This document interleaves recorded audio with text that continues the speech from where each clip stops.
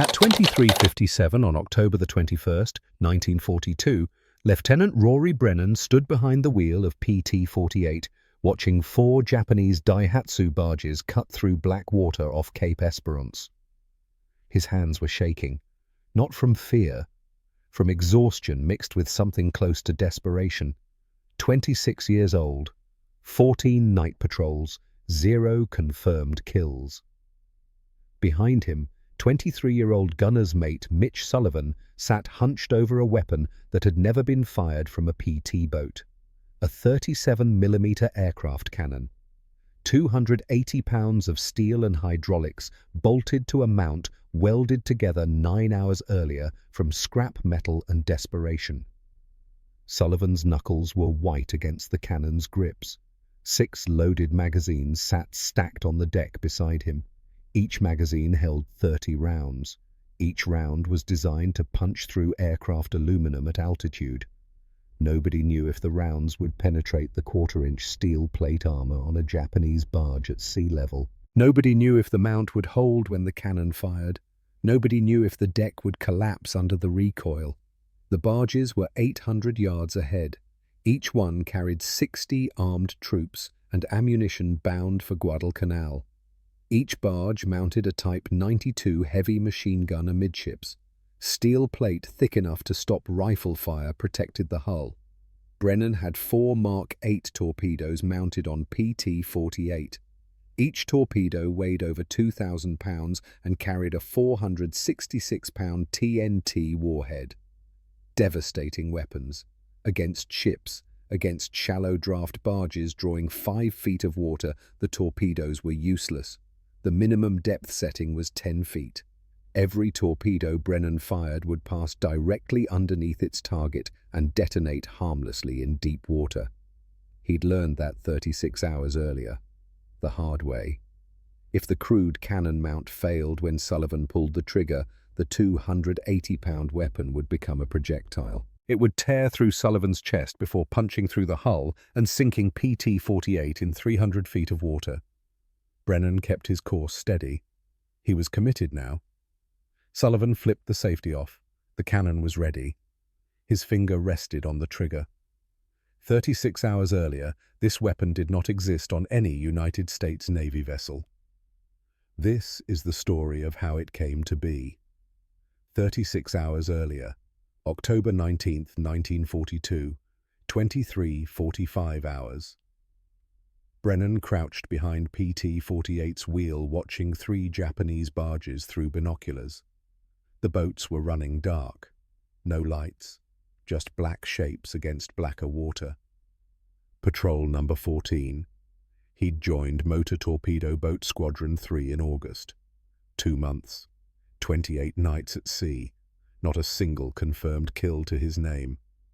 The squadron commander had stopped making eye contact during morning briefings. Through the binoculars, Brennan counted the shapes on the barge decks. Troops, at least 60 per barge. That was 180 Japanese soldiers who would reach Guadalcanal unless PT-48 stopped them. He gave the order. His crew brought PT-48 about.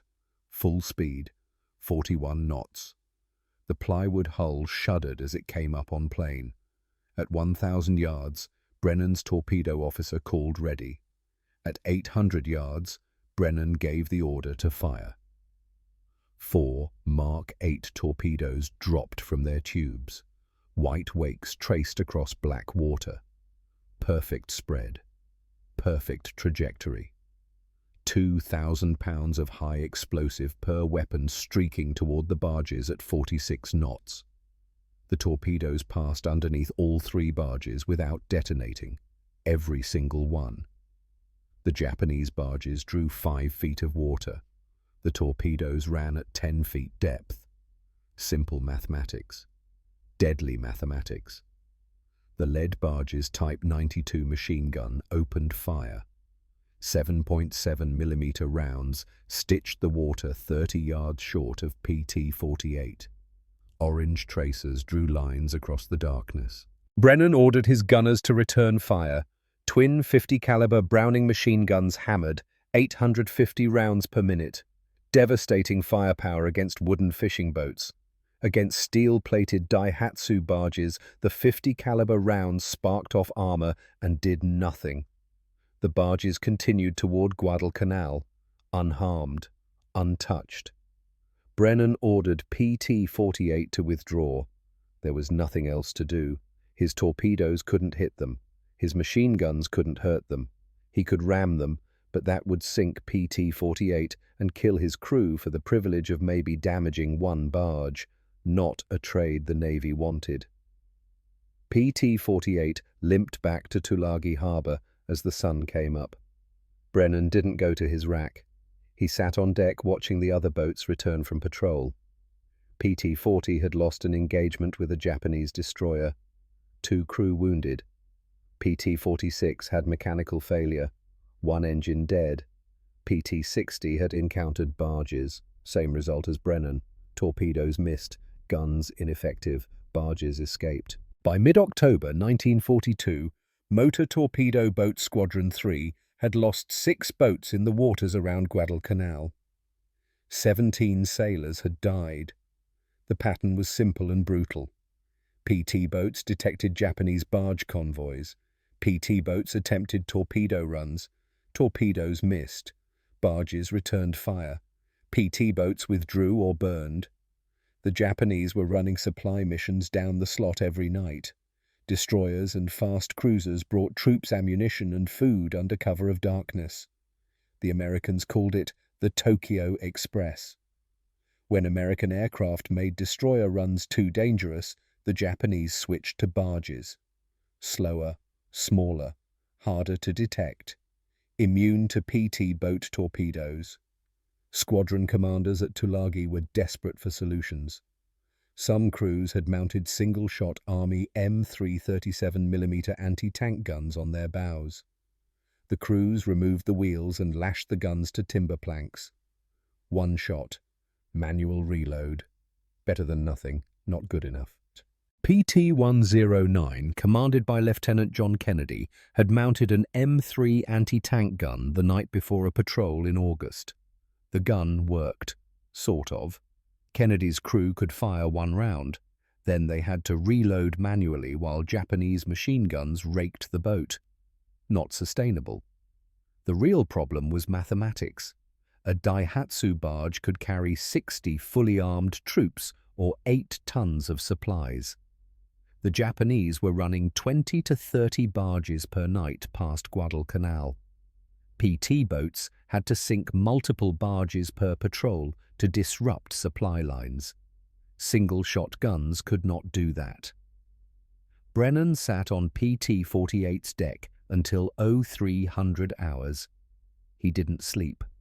Sleep required believing tomorrow would be different from today. He'd stopped believing that somewhere around patrol number 10. At 0600 hours on October 20th, 1942, Rory Brennan walked onto Henderson Field. He didn't have orders to be there. He didn't have a reason.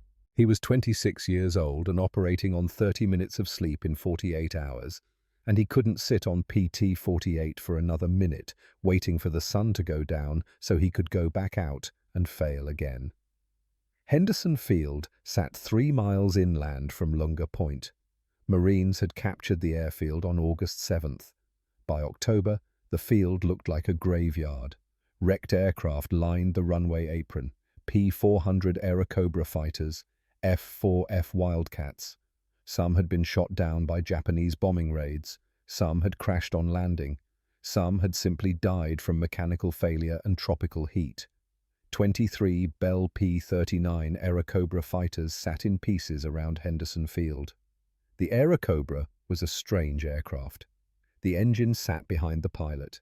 The propeller shaft ran under the cockpit. This unusual design created space in the nose for something remarkable.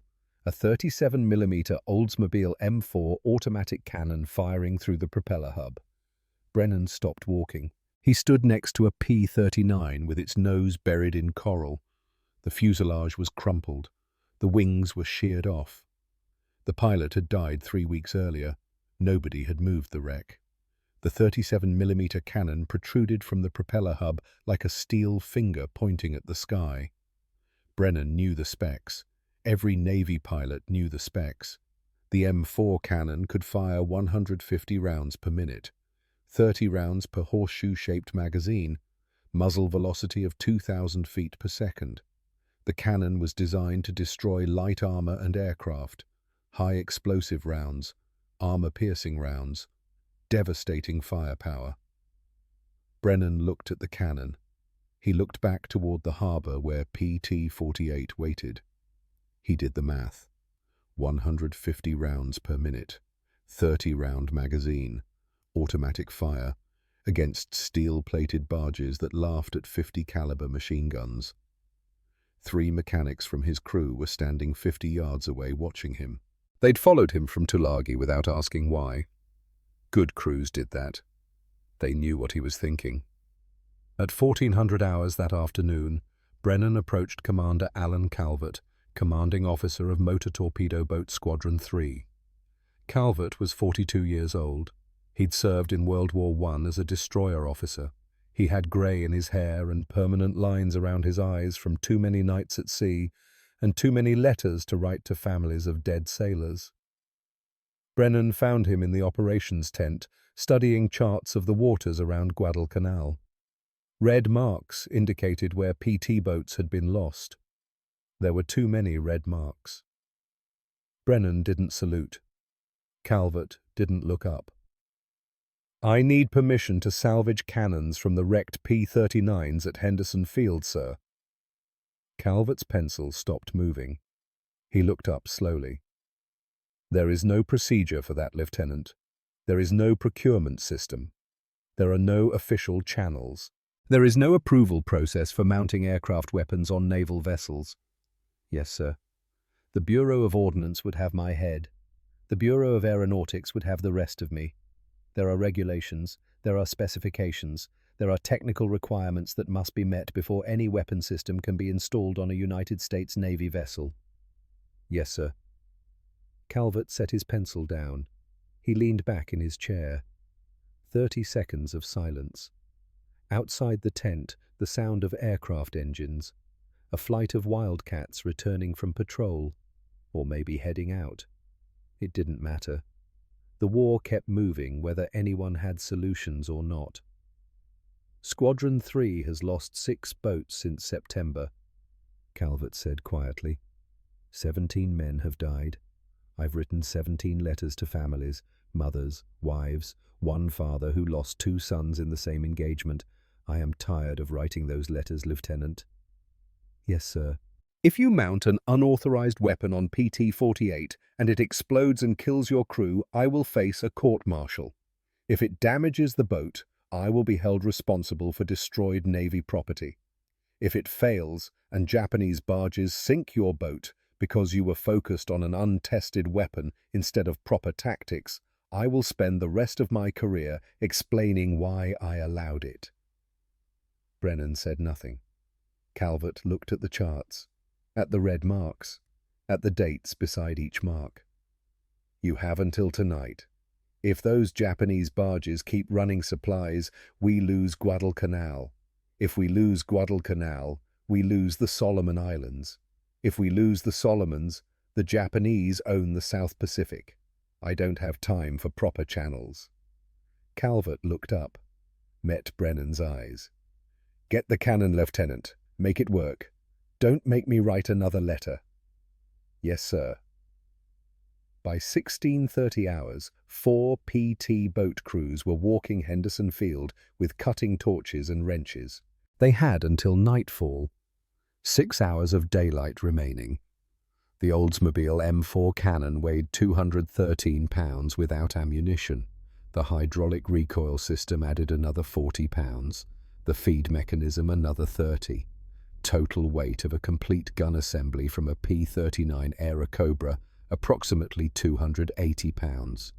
PT-48 was an Elco 80-foot boat with a wooden hull constructed from 2 layers of 1-inch mahogany planking. The deck was 3/4-inch plywood over oak frames spaced on 2-foot centers. Navy engineers had calculated maximum deck loading for 50 caliber machine gun turrets. Nobody had calculated loading for a 280-pound automatic cannon firing 150 rounds per minute. Technical Sergeant Tibor Kovac had maintained P-39 aircraft at Selfridge Field in Michigan before the war. October 1942 found him assigned to Henderson Field as an aircraft armorer, 34 years old, from Detroit. Hungarian immigrant parents who'd come through Ellis Island in 1921. Kovac knew every bolt and hydraulic line in an Airacobra cannon assembly. When Brennan's crew arrived at Henderson Field that afternoon, Kovac was the first man they found. He didn't ask questions. He looked at the wrecked P-39s. He looked at the PT boat sailors with their cutting torches. He picked up his tool bag and walked toward the first wreck. The first P-39 they approached had taken a 20mm cannon round through the cockpit 3 weeks earlier. The pilot had died on impact. Nobody had moved the wreck. Japanese bombers hit Henderson almost daily. There were always more wrecks. The mechanics focused on aircraft that could be repaired. The total losses sat where they died. Kovac crawled into the nose section with a wrench set and a cutting torch. The M4 cannon was mounted to the aircraft's engine reduction gear housing with 8 high-tensile steel bolts. Each bolt required a 15/16" socket. Kovac had a 3/4" socket. "Close enough," he said. "In wartime." Removing the cannon required disconnecting the hydraulic recoil lines, the charging cable, the ammunition feed chute, and the firing solenoid wiring.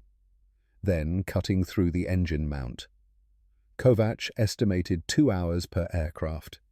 They had 6 hours of daylight remaining. Brennan detailed 8 men to the job, 2 men per wreck, 4 cannons by nightfall if everything went perfectly. Nothing went perfectly. The second P-39 had been sitting in tropical heat for 11 days. Hydraulic fluid had congealed in the recoil system. The charging cable had corroded. When Kovac's team tried to remove the cannon, the mounting bolts had seized from heat expansion. They needed penetrating oil. Henderson Field had no penetrating oil. They used aviation gasoline and waited 20 minutes. The bolts came loose. Barely. By 17:30 hours, they had removed 3 complete M4 cannon assemblies from wrecked Airacobras. Each cannon lay on the coral beside Henderson Field's runway apron. Kovac inspected the mechanisms. The first cannon's hydraulic recoil cylinder showed a hairline crack. Unusable. If that cylinder failed under pressure, the cannon would tear itself apart. The second cannon's feed mechanism had a bent pawl, repairable with a file and 30 minutes of work. The third cannon was pristine. PT boats had no mounting points designed for aircraft cannons. The bow deck forward of the chart house was flat plywood over oak stringers. Brennan needed a pedestal mount that could absorb recoil forces, allow 360-degree rotation, and survive the flex of a planing hull hitting waves at 40 knots. Henderson Field's machine shop consisted of 1 lathe, 1 drill press, and a welding rig powered by a diesel generator. The shop had built engine mounts for damaged aircraft, repaired propeller hubs, fabricated brackets for radios and gun cameras. Now, they needed to build a naval gun mount. Chief Machinist's mate Donald Frey designed the mount in 40 minutes using a grease pencil on a sheet of aluminum. 38 years old, from Tacoma, Washington. Submarine service before the war. He'd welded pressure hull patches on fleet boats at 200 feet depth. He knew what happened when welds failed. The design was simple because it had to be. A steel base plate 12 inches in diameter, 4 bolt holes matching PT-48's deck framing, a vertical pipe section welded to the base, a rotating collar with bearing surfaces, a yoke to hold the cannon, all constructed from scrap steel salvaged from destroyed aircraft landing gear. Frey's team started welding at 18:15 hours. The generator powering the arc welder kept cutting out. Henderson Field was rationing diesel fuel for the bombers and fighters. The welding generator was low priority. They welded in 5-minute intervals, let the generator cool, welded again. The base plate took 40 minutes, the pipe section took 30. The rotating collar took an hour because the bearing surfaces had to be machined smooth or the gun would bind during rotation. By 2100 hours, they had a crude pedestal mount. It looked like something built in a high school shop class. Welds were ugly, the paint was scorched. The rotating collar had 3 degrees of wobble, but it would hold a 280-pound cannon, and it would rotate. Probably. They loaded the cannon and mount onto a 6x6 truck. 3 sailors rode in the back holding the cannon to prevent it from bouncing on the rough road down to the dock. PT-48 waited at Tulagi across Iron Bottom Sound. The truck reached the dock at Lunga Point at 22:30 hours. A Higgins boat ferried the equipment across the water. Brennan was waiting on PT-48 when the cannon arrived. His crew had already measured the bow deck and marked 4 mounting points. The deck frames underneath were doubled oak, strong enough for a .50 caliber turret. Maybe strong enough for this. They would know when they fired the first shot, or when the mount ripped through the deck. Installing the base plate required drilling 4 holes through 3/4-inch plywood and 2 inches of oak framing. They had a hand crank drill, 30 minutes per hole, 2 hours total. By 01:30 on October 21st, the base plate was bolted down. They lifted the cannon onto the mount. The collar fit, the yoke held, the cannon elevated and depressed. It rotated, not smoothly, but it moved. Ammunition was a problem nobody had solved yet. The M4 cannon used a horseshoe-shaped magazine holding 30 rounds. The magazines were stored in the P-39's ammunition bay behind the cockpit. Each magazine weighed 40 pounds when loaded. PT-48 had no ammunition bay, no magazine storage, no quick reload system. They stacked 6 loaded magazines on the deck beside the gun mount. In combat, a loader would hand-feed magazines while the gunner fired. Crude, but functional, maybe. At 0200 hours on October the 21st, 1942, PT-48 had the first aircraft automatic cannon ever mounted on a United States Navy patrol torpedo boat. It had taken 9 hours from Henderson Field salvage to installation. The gun had not been test-fired. The mount had not been stress-tested. The crew had no training on the weapon. None of that mattered. Japanese barges were running supplies that night. Mitch Sullivan volunteered to operate the cannon, 23 years old, from Boston. Gunner's mate, second class. He'd fired .50 caliber Browning machine guns on 12 combat patrols. He had never fired an aircraft automatic cannon. Nobody on PT-48 had. Kovacs had provided basic instructions at the dock before the Higgins boat departed. Point, press trigger, change magazines when empty. The hydraulic recoil system will absorb most of the shock, probably. PT-48 departed Tulagi at 2200 hours on October 21st. Squadron 3 sent 4 boats on patrol that night. PT-40, PT-46, PT-48, and PT-60. Standard formation. 2 boats north of Savo Island. 2 boats patrolling the waters off Cape Esperance. Brennan commanded PT-48 with the untested 37mm cannon mounted on his bow. The night was overcast, no moon, visibility approximately 200 yards in ambient starlight. Sea state calm. PT-48 ran on 2 engines at 15 knots to reduce noise and wake signature. The 37mm cannon on the bow pointed forward. Sullivan sat behind it on an ammunition box with 6 loaded magazines stacked within reach. His hands were shaking. At 23:55 hours, PT-48's radar operator detected surface contacts bearing 320 degrees at 4,000 yards. 4 contacts, speed approximately 8 knots. Brennan altered course to intercept. The contacts were consistent with Daihatsu barges running supplies down the slot. At 3,000 yards, Brennan could see the barges silhouetted against darker water. 4 Type A Daihatsu barges in line formation. Each barge was 49 feet long with a 14-foot beam, powered by a single diesel engine. Maximum speed 12 knots. Each barge carried a Type 92 heavy machine gun mounted amidships. The barges were transporting troops. Brennan could see the shapes of men sitting on the deck. PT-48 closed to 1,500 yards. Sullivan charged the 37mm cannon using the manual charging handle. The mechanism worked. The first round seated in the chamber. He flipped the safety off. The cannon was ready to fire. Nobody knew what would happen next. At 1,000 yards, the lead Japanese barge detected PT-48.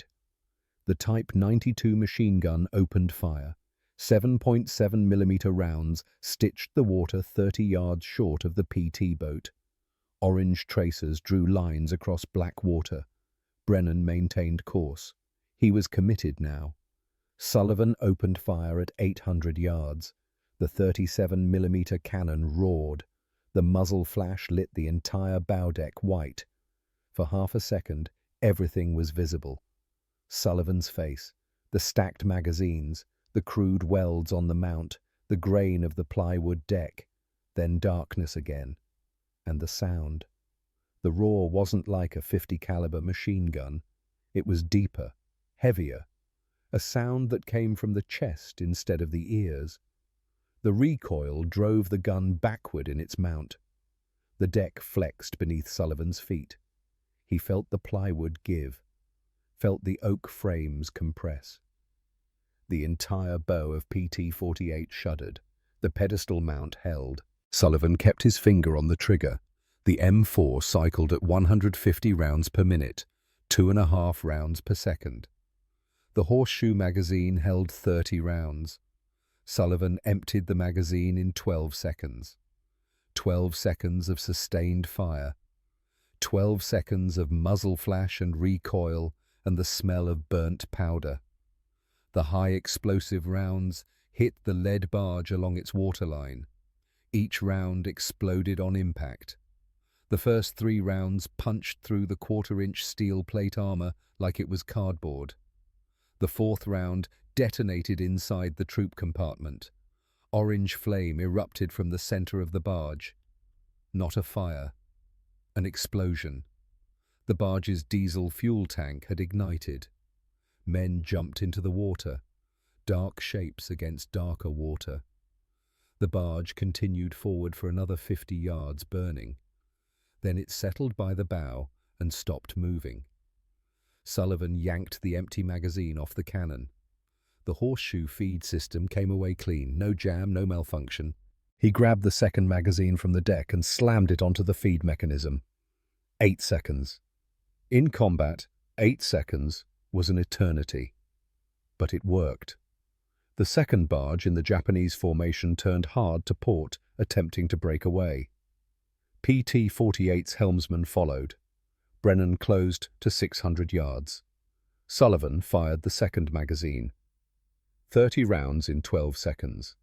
22 rounds hit the barge. The barge's armor stopped the first 5 rounds. Sparks showered off the steel plate. The 6th round penetrated, found something inside, something structural. The 7th round found something volatile. The barge exploded. Not burned, exploded. The blast was visible for miles. A white-orange flash that turned night into day for 3 seconds. Ammunition cook-off. The barge disintegrated. Pieces of steel plate and wood and equipment fell back into the water in a radius of 200 yards. The 3rd and 4th barges scattered.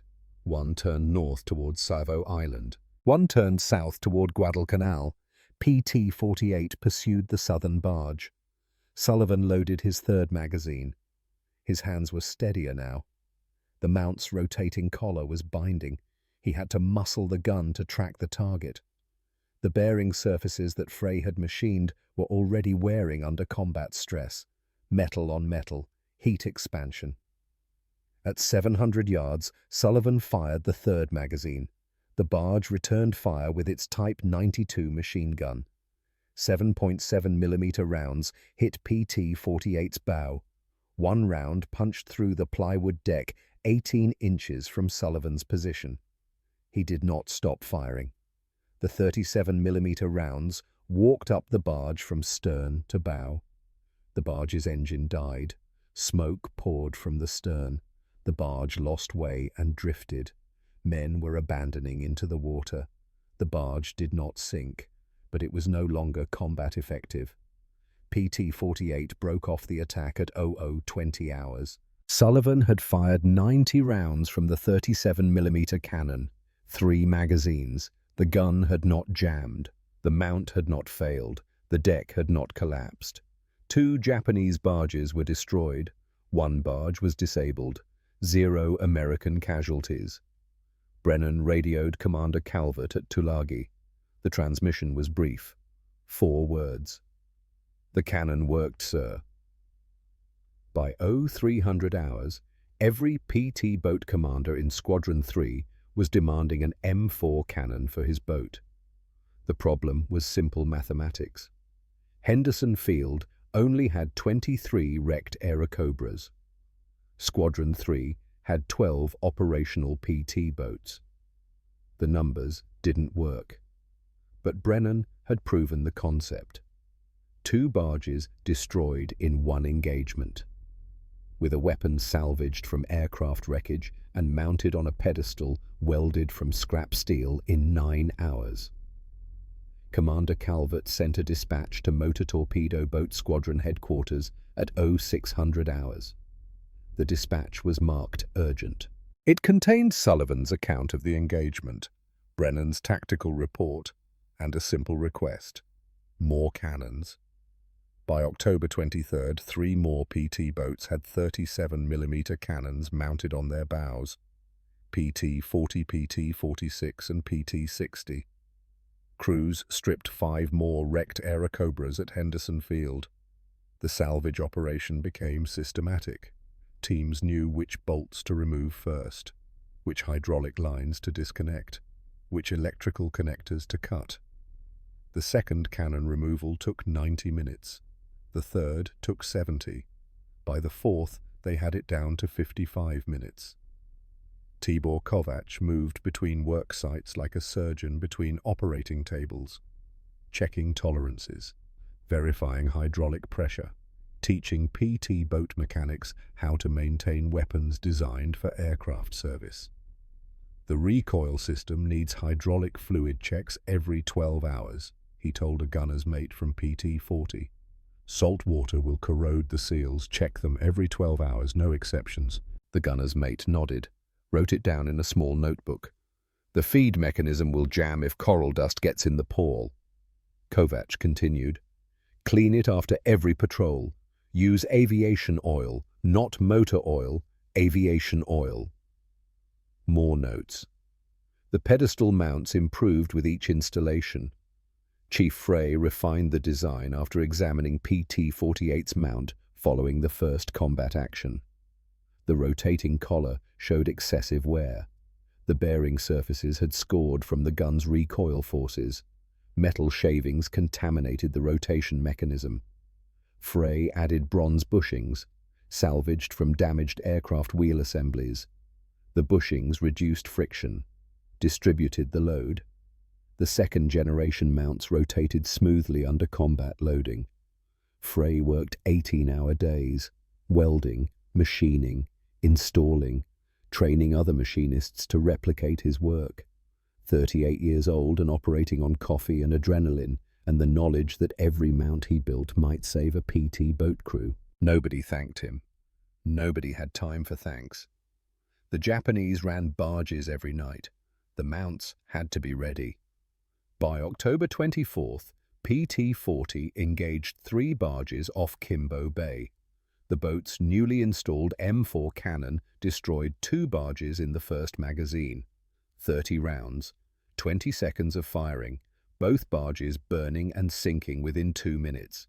The third barge escaped in darkness, but radio intercepts suggested it took damage. limped back to its base, did not complete its supply run. Squadron 3 was learning that the 37mm cannon changed PT boat tactics fundamentally, before the cannon PT boats attempted to use torpedoes at long range, 800 to 1,000 yards. The torpedoes missed shallow draft barges. The PT boats withdrew. With the cannon, PT boats could close to 400 yards and destroy barges with direct fire. The closer range increased danger from Japanese return fire, but it eliminated the problem of torpedoes passing underneath targets. Risk versus effectiveness. The mathematics had changed. Japanese commanders noticed the change immediately. Radio intercepts from October 25th indicated Japanese barge crews were reporting PT boats with heavy cannon and explosive shells. One intercepted message used the phrase "demon boats with aircraft guns." Another message was more specific. American patrol craft mounting unknown weapon, high rate of fire, explosive projectiles, steel armor ineffective, request destroyer escort for all barge operations. The psychological impact was significant. Japanese barge crews had operated with relative impunity for weeks. PT boat torpedoes missed. PT boat machine guns bounced off armor. The barges delivered their cargo and returned safely. Now they were being destroyed before they could deliver supplies. Commander of Japanese barge operations in the Solomon Islands sent an urgent dispatch to Rabaul on October 26th. The message was intercepted and decoded by American intelligence. Enemy surface craft have developed new capability against barge traffic. Conventional weapons ineffective against steel hulls now penetrated by explosive rounds. Casualties mounting. Supply efficiency degraded. Recommend suspension of barge operations until countermeasures developed. The response from Rabaul was immediate and unambiguous. Supply operations will continue. Destroyer escort authorized for barge convoys. Troops on Guadalcanal require resupply. No suspension. So the barges kept running, and PT boats with 37mm cannons kept destroying them. By November 1st, 1942, 8 PT boats in Squadron 3 operated with salvaged 37mm cannons. Henderson Field had been stripped of every usable M4 cannon from wrecked P-39 aircraft. 21 cannons total had been removed. 17 were in service on PT boats. 4 were being held as spares for maintenance. The maintenance requirements were substantial. The M4 cannon was designed for aircraft service with extensive ground crew support between missions. Climate-controlled hangars, dedicated armorers, replacement parts readily available. PT boats operated for days at forward bases with minimal maintenance facilities. Canvas shelters, hand tools, no replacement parts except what could be salvaged or fabricated. Salt water corroded the hydraulic recoil systems. Tropical heat degraded rubber seals. Coral dust abraded the feed mechanisms. Gunners' mates learned to field strip and maintain the weapons with improvised tools. Kovacs established a training program, 3 days per man, 8 hours per day. Day 1. Complete disassembly and reassembly. Every component, every fastener, until the gunner's mate could do it blindfolded. Day 2. Malfunction diagnosis. Kovacs would sabotage a cannon, hide a problem. The gunner's mate had to find it and fix it. Day 3. Combat maintenance. How to clear a jam under fire. How to replace a damaged feed pal with the weapon still hot. How to keep the cannon operational when everything was breaking. Kovacs had spent 6 years maintaining P-39s. He'd seen every failure mode, every mechanical breakdown, every stress fracture. Now he was teaching sailors to maintain weapons in an environment the weapons were never designed for. 24-hour operations, no climate control, no proper tools. By mid-November, every PT boat with a cannon had at least one crew member who could maintain it. The training saved lives. PT-46 engaged 4 barges off Cape Esperance on November 8th. Third magazine. The feed mechanism jammed.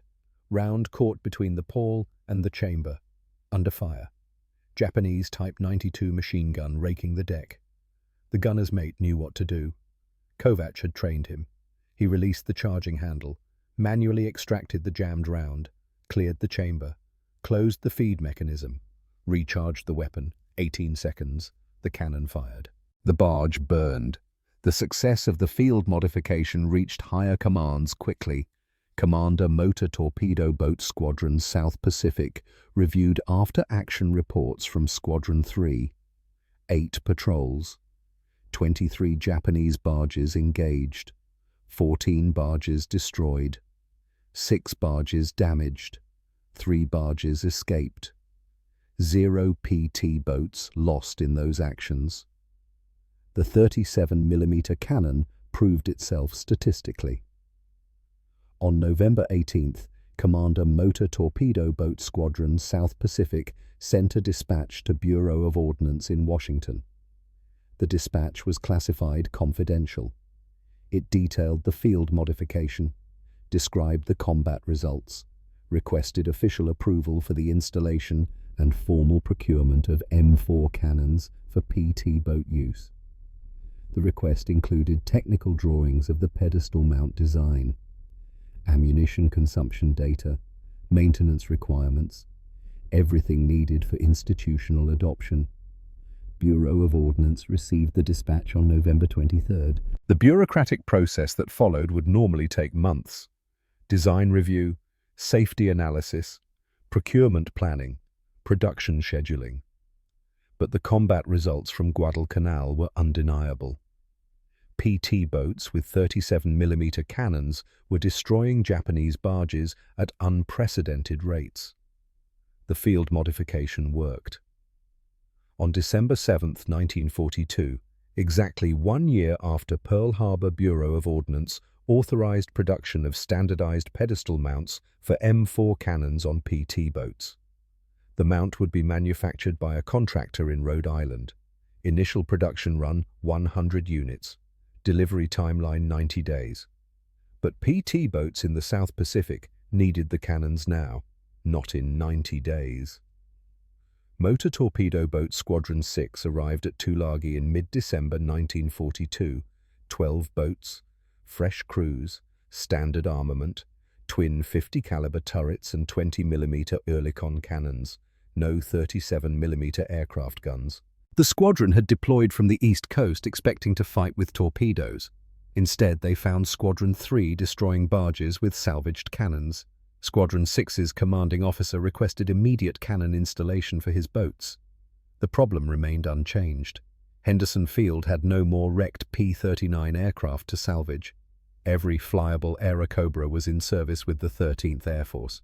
Squadron commanders could not strip guns from operational aircraft. The supply of salvaged cannons had reached its limit. The solution came from an unexpected source: New Caledonia. The island served as a major supply depot for South Pacific operations, warehouse facilities, repair shops, replacement parts for damaged aircraft. In November, a cargo ship arrived carrying replacement parts for damaged P-39 fighters. The shipment included 12 complete M4 cannon assemblies, new, factory fresh, still packed in Cosmoline preservative. The cannons were intended for aircraft repair at Henderson Field. PT boat commanders wanted them instead. The requisition process became creative. Officially, the cannons were signed out for P-39 maintenance at Henderson Field. Unofficially, they never reached Henderson Field. A Catalina flying boat transported the cannons directly to Tulagi on December 18th. The flight manifest listed the cargo as aircraft parts for forward maintenance operations. Technically accurate. By December 20th, Squadron 6 was installing the new cannons on their boats. No salvage required. No cutting torches. No makeshift mounting. Just proper installation using the improved pedestal mount design. The difference between salvaged and new cannons was immediately apparent. Salvaged cannons from Henderson Field showed wear. Hydraulic seals degraded from tropical storage. feed mechanisms damaged in crashes, barrel rifling worn from combat use. The new cannons from New Caledonia were pristine. Hydraulic systems operated smoothly. Feed mechanisms cycled perfectly. The cannons performed exactly as designed. By January 1943, 24 PT boats operating in the Solomon Islands had 37mm cannons. Squadron 3 with 8 boats, Squadron 6 with 12 boats, Squadron 2 with 4 boats. The barge-busting capability spread across the entire PT boat force in the South Pacific. Japanese supply operations faced systematic destruction. Combat reports from January documented the impact. 37 PT boat patrols engaged Japanese barges. 41 barges destroyed. 19 barges damaged. 8 barges escaped. The 37mm cannon gave PT boats offensive capability they never had with torpedoes alone. More importantly, PT boat losses decreased. September through November, Squadron 3 lost 6 boats. December through February, with cannons installed, 2 boats lost. Neither loss was attributed to barge engagements. The tactical doctrine evolved rapidly. PT boats learned to attack barges in pairs. One boat would close to 400 yards and engage with the 37mm cannon. The second boat would provide suppressive fire with 50 caliber machine guns and stand by for torpedo shots if larger vessels appeared. The paired tactics maximized firepower while minimizing risk. Ammunition consumption became predictable. An average barge engagement required 2 to 3 magazines, 60 to 90 rounds. Complete destruction of a Daihatsu barge required approximately 40 to 50 hits, depending on where the rounds struck. Fuel tanks, engine compartments, troop areas. Each vulnerability produced different results. Crews learned to aim for specific target points to maximize effectiveness. The Japanese adapted their tactics in response.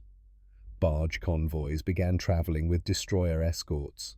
The destroyers would engage PT boats at long range with 5-inch guns, while the barges scattered. PT boats could not fight destroyers effectively.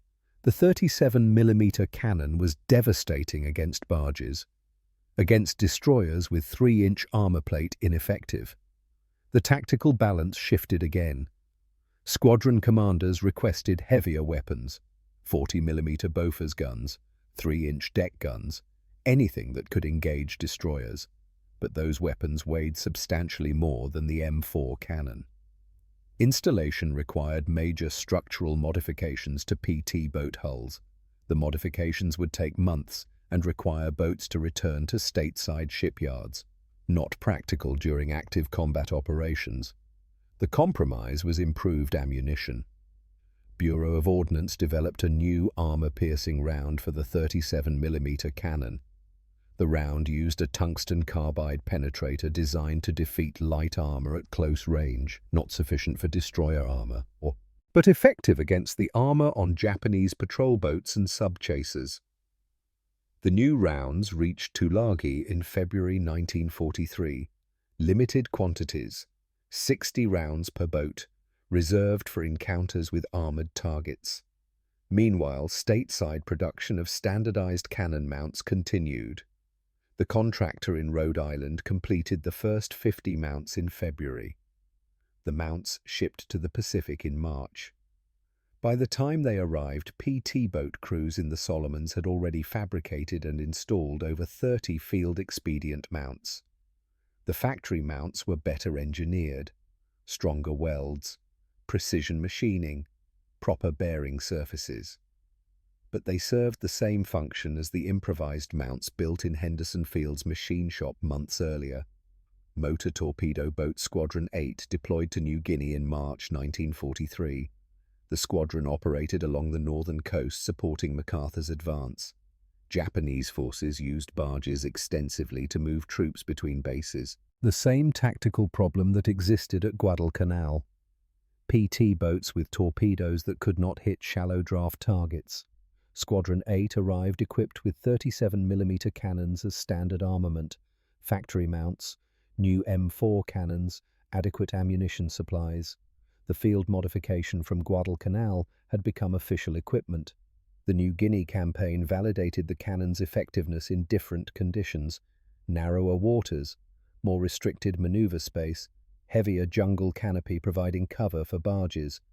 Squadron 8 destroyed over 60 Japanese barges in their first 3 months of operations. The cannon worked in New Guinea exactly as it worked in the Solomons: reliable, effective, deadly. Back at Tulagi Rory, Brennan continued commanding PT-48, 47 patrols between October 1942 and February 1943, 19 confirmed kills, 13 barges, 4 patrol boats, 2 sub-chasers.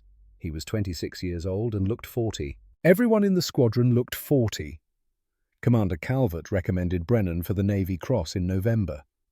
The citation specifically mentioned innovation and initiative in developing new weapons capability under combat conditions.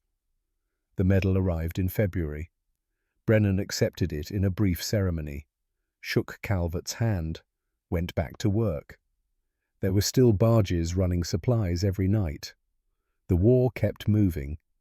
By June 1943, the Bureau of Ordnance had authorized development of an improved cannon specifically for naval use. The 37mm M9, longer barrel, higher muzzle velocity, heavier construction to handle sustained fire. The M9 was designed from the start as a naval weapon, not an aircraft gun adapted for ships. The M9 cannon entered production in August 1943, manufactured by Colt's Patent Firearms Company in Hartford, Connecticut. The weapon weighed 405 pounds. Nearly double the weight of the M4. The longer 78-inch barrel produced a muzzle velocity of 3,000 feet per second, 50% faster than the M4. The increased velocity meant flatter trajectory and better armor penetration.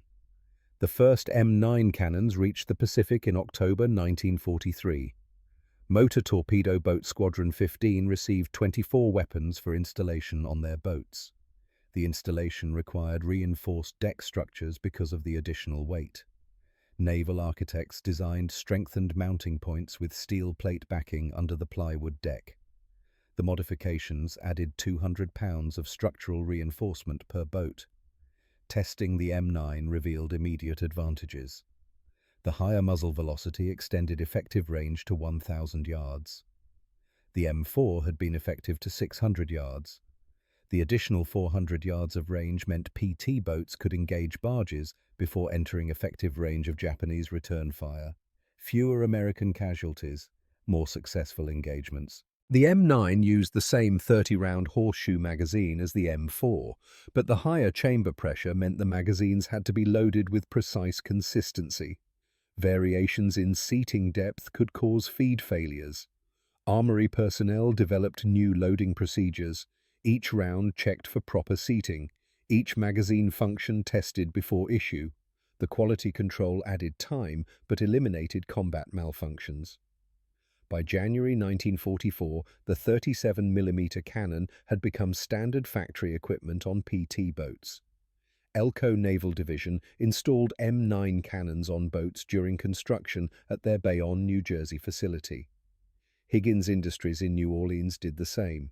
New PT boats rolled off production lines with cannons already mounted, properly engineered, structurally sound, fully integrated into the boat's design. The field modification from Henderson Field had taken 18 months to become official doctrine, October 1942 to January 1944. From salvaged aircraft parts to factory standard equipment. The progression demonstrated how successful field innovations could transform naval operations when commanders documented results and higher headquarters listened. Squadron commanders in the Mediterranean requested 37mm cannons for their boats in early 1944. PT boats operating off Italy faced similar problems to those in the Pacific. German F-lighters and Italian MAS boats used shallow draft hulls. American torpedoes missed or passed underneath. The squadrons needed the same barge-busting capability developed in the Solomons. Motor torpedo boat squadrons 22 and 29 received M9 cannons in March 1944. The Mediterranean tactical environment differed significantly from the Pacific. Narrower seas, more concentrated enemy defenses, heavier coastal artillery, but the cannons' fundamental effectiveness remained unchanged. High rate of fire, explosive rounds, effective against lightly armored targets. Mediterranean PT boats engaged German convoys off the Italian coast throughout spring and summer 1944. The cannons proved equally effective against German vessels as they had against Japanese barges. One engagement off Anzio in April demonstrated the weapon's capability. PT-208 engaged 4 German F-lighters attempting to evacuate troops from the beachhead. The boat's M9 cannon destroyed 2 lighters and damaged a third in a 15-minute engagement. Total ammunition expenditure 120 rounds. The return to the Philippines in October 1944 brought PT boats back to the same waters where the war had started for them nearly 3 years earlier. Motor torpedo boat squadrons operated in Leyte Gulf, supporting the invasion. Japanese forces used every available vessel to move reinforcements: barges, small freighters, fishing boats, anything that could carry troops or supplies. PT boats with 37mm cannons systematically destroyed this traffic. November 1944. Statistics from Leyte operations documented the cannon's cumulative impact. 36 PT boats on patrol, 87 Japanese vessels engaged, 63 vessels destroyed, 19 vessels damaged, 5 vessels escaped. The PT boats achieved these results with minimal losses. 2 boats damaged by coastal artillery, 0 boats lost to surface action. The 37mm cannon had fundamentally changed PT boat survivability and effectiveness. The tactical doctrine continued evolving.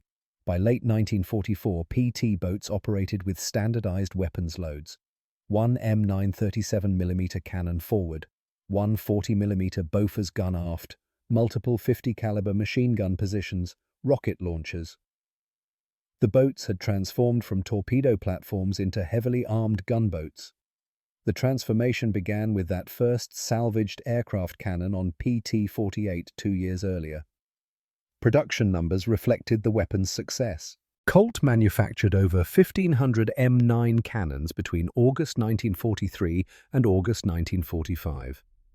Not all went to PT boats. Some equipped landing craft, some went to patrol craft, some to coastal defense installations, but PT boats received priority allocation because combat results justified it. The boats needed the weapons worked. By early 1945, Japanese barge traffic in the Philippines had essentially ceased. Not because the Japanese stopped trying to move supplies, because PT boats destroyed barges faster than the Japanese could replace them. The 37mm cannon created a tactical situation where shallow draft supply vessels could not survive. Japanese forces resorted to submarine supply runs and night flights, more expensive, less efficient, but safer than surface barges. The final major PT boat operation occurred in Borneo in June 1945. Australian and American forces invaded Brunei Bay. PT boats provided fire support and anti-barge patrols. Japanese resistance was lighter than expected. Few barges to engage. The war was ending, but the PT boats stood ready with their cannons. The weapons that had started as desperate improvisation had become standard naval armament. August 15, 1945. Japan surrendered. The war ended. 531 PT boats had served during World War II. 99 were lost to enemy action accidents or weather. 432 survived. Nearly all of them carried 37mm cannons. The weapon that began as field improvisation had become defining armament. Post-war analysis by the Navy's Bureau of Ships examined PT boat effectiveness across all theaters. The analysis covered 1942 through 1945. 4 years of combat operations, thousands of patrols, hundreds of engagements. The statistics revealed a clear pattern. PT boats equipped with 37mm cannons achieved significantly higher kill rates and lower casualty rates than boats without the weapons. The numbers were definitive. PT boats operating from October 1942 through September 1943 without cannons destroyed an average of 0.3 Japanese vessels per patrol. PT boats operating October 1943 through August 1945 with cannons destroyed an average of 1.8 vessels per patrol, 6 times more effective. The cannon made that difference.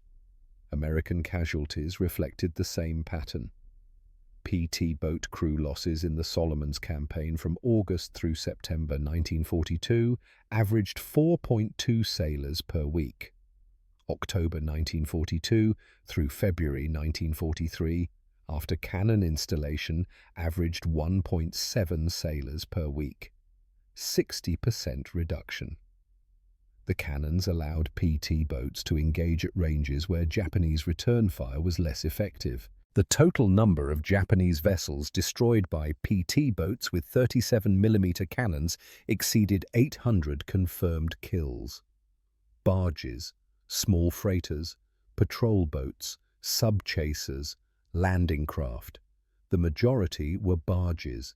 Daihatsu-class barges carried 60 troops or 8 tons of supplies. 800 barges destroyed meant 48,000 troops that never reached their destinations, or 6,000 tons of ammunition and food that never arrived. Japanese commanders acknowledged PT boat effectiveness in post-war interviews. Vice Admiral Takeo Kurita commanded naval forces in the Philippines. His staff kept records of supply losses.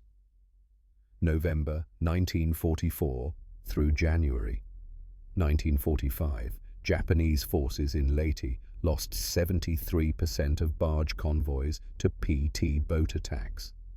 The losses crippled Japanese defensive operations. Troops on Leyte received 30% of planned supplies. The rest burned in barges destroyed by 37mm cannon fire. The tactical innovation spread beyond PT boats during the war. Landing craft began mounting 37mm cannons for fire support missions. LCY gunboats carried multiple M9 cannons. LCS support craft used them for anti-aircraft and surface fire. The weapon that PT boat crews salvaged from crashed fighters at Henderson Field became standard armament across dozens of small craft classes. Lieutenant Rory Brennan survived the war. He commanded PT-48 through the entire Solomons campaign. 15 months of combat operations, 47 patrols, 19 confirmed kills. He received the Navy Cross for actions in November 1942. The citation specifically mentioned the innovation of mounting aircraft cannons on PT boats. Brennan returned to civilian life in Philadelphia, worked as an electrical engineer, died in 1978 at age 62. He never spoke publicly about the cannon modification. Technical Sergeant Tibor Kovac transferred from Henderson Field to Tulagi and spent the remainder of the war maintaining PT boat cannons. He trained over 200 gunners' mates on M4 and M9 maintenance procedures. After the war, Kovacs remained in the Air Force, retired as a Master Sergeant in 1962. He kept detailed maintenance logs from his time at Tulagi. Those logs documented every cannon removed from wrecked aircraft, every modification made, every combat malfunction and repair. The logs survived. They reside in the National Archives.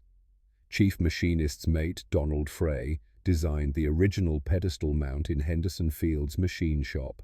His crude design became the basis for factory production mounts, manufactured 18 months later. Frey received no recognition for the innovation during the war. No medal, no commendation. He remained at Henderson Field until December 1943. Transferred to Pearl Harbor for submarine maintenance duty. After the war, he returned to Tacoma, Washington, worked at a shipyard, died in 1991 at age 73. Nobody knew what he had designed until historians found Kovach's logs in 2003. Gunner's mate second class Mitch Sullivan fired the first 37mm cannon shot in anger from a PT boat. October 21st, 1942. He survived that engagement and 42 more patrols. Sullivan transferred to PT 109 in January 1943 as gunnery instructor. He taught crews how to operate the salvaged cannons effectively. Sullivan received a Bronze Star for actions at Vella La Vella in August 1943. After the war, he worked for Boeing in Seattle. Died in 2006 at age 87. The final production M9 cannon left Colt's factory in Hartford on August 10, 1945, 5 days before Japan surrendered. The weapon never saw combat. It was assigned to PT-809 stationed at Samar in the Philippines. The boat was decommissioned in October 1945. The cannon was placed in storage at Subic Bay. Disposition unknown. Of the 531 PT boats that served during World War II, only 12 survive today. 8 are preserved as museum vessels. 4 remain in private ownership. Most of the survivors retain their 37mm cannon mounts. Some have operational M9 cannons. PT-617 at Battleship Cove in Fall River, Massachusetts, displays a functional M9 on its bow mount. The mount is the factory standard design developed from Frey's improvised pedestal at Henderson Field. 800 Japanese vessels destroyed by PT boats with 37mm cannons proved the concept. PT boats earned their reputation through innovations like the 37mm cannon. The boats themselves were not technologically sophisticated. Wooden hulls, gasoline engines, simple weapons. What made them effective was crew ingenuity, the willingness to adapt, to improvise, to take salvaged aircraft parts and make them work on boats. That spirit defined PT boat operations throughout the war. Japanese commanders called PT boats demon boats and green dragons. The names reflected respect earned in combat. PT boats operating at night, attacking from unexpected directions, destroying supply convoys. The 37mm cannon amplified that effectiveness. The weapon gave PT boats offensive capability that matched their tactical mobility. October 21st, 1942, 23:57. Rory Brennan stood behind the wheel of PT-48. Mitch Sullivan sat behind an untested cannon. 36 hours earlier, the weapon did not exist. 36 hours later, it changed the war. From Henderson Field to factory production lines. From desperate improvisation to standard naval doctrine. From 0 kills to 800 vessels destroyed. 18 months from salvage to legitimacy. Not because the bureaucracy moved fast, because the bureaucracy listened. The men who made it happen didn't ask for permission. They saw a problem. They saw a solution. They connected the two. Brennan, Sullivan, Kovach, Frey. 4 men among millions who served. 4 men who looked at wreckage and saw possibility. The 37mm cannon saved PT boat crews. It disrupted Japanese supply lines. It validated the concept that innovation doesn't wait for approval. Sometimes you just have to build it and see if it works. That night in October 1942, it worked. If this story moved you, hit that like button. Every like keeps these sailors from disappearing into silence. Subscribe for more forgotten stories from the war. Real people, real innovation, real impact. Drop a comment and tell us where you're watching from. United States, United Kingdom, Canada, Australia. Our community stretches across the world. You're not just a viewer, you're part of keeping these memories alive. Thank you for watching, and thank you for making sure Brennan, Sullivan, Frey and Kovacs don't fade away. These sailors turned crashed fighters into naval weapons. They didn't wait for orders. They didn't wait for approval. They just did what needed to be done. That's the story worth remembering.